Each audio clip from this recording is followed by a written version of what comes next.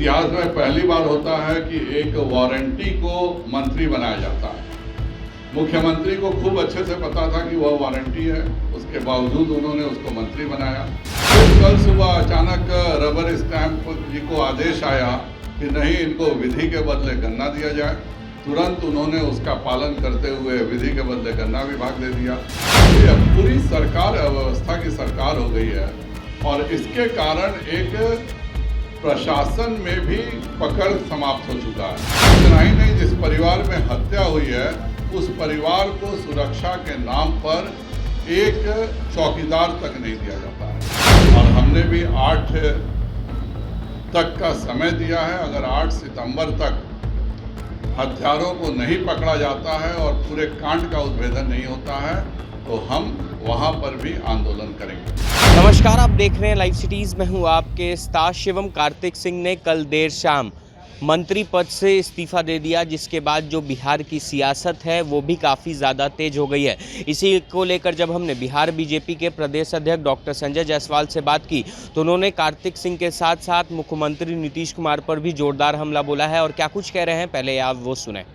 इस पार्टी की योजना के तहत पटना महानगर जिले की बैठक करने में यहाँ उपस्थित हुआ हूँ और विभिन्न पार्टी के संगठन के पदाधिकारियों से हम लोगों की लगातार बैठकें चल रही हैं।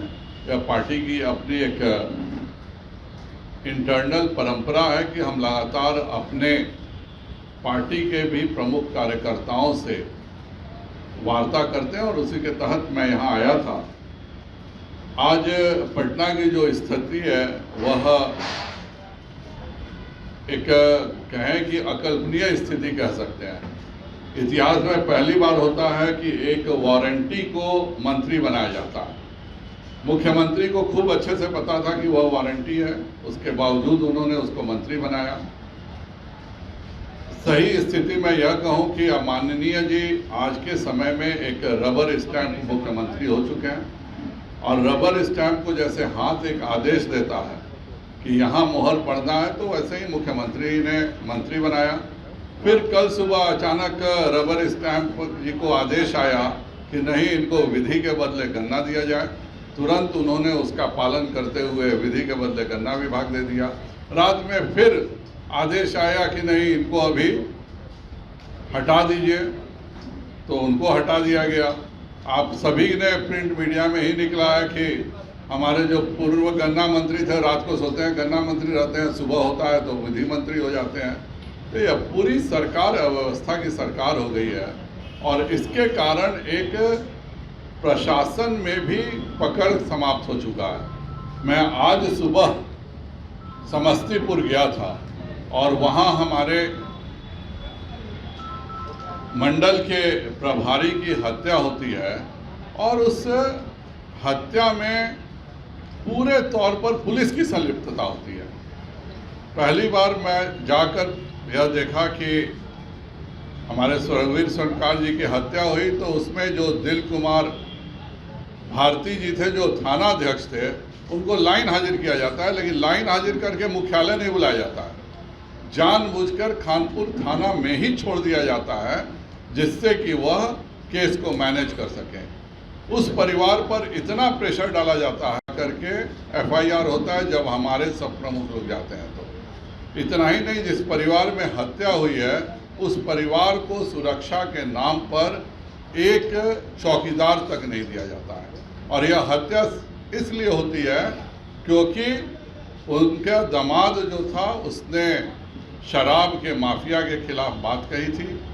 शराब माफिया जो था मोहम्मद दानिश, उसने उसके पूरे कोचिंग इंस्टीट्यूट पर पत्थरबाजी किया। FIR हुआ।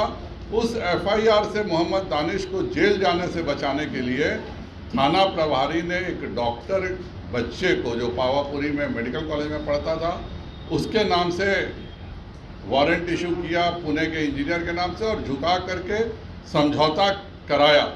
और तब तक सरकार हाथ से चली गई तो इन लोगों को लगा कि यही मौका है और हमारे कार्यकर्ता की हत्या कर दी जाती है। इस पूरे खेल में केवल वह दानिश ही शामिल नहीं है, बल्कि वहाँ का थाना अध्यक्ष और सदर का DSP तीनों ने मिलकर यह साजिश रच करके हत्या का अंजाम दिया और हमने भी 8 तक का समय दिया है। अगर 8 सितंबर तक हत्यारों को नहीं पकड़ा जाता है और पूरे कांड का उद्भेदन नहीं होता है तो हम वहां पर भी आंदोलन करेंगे।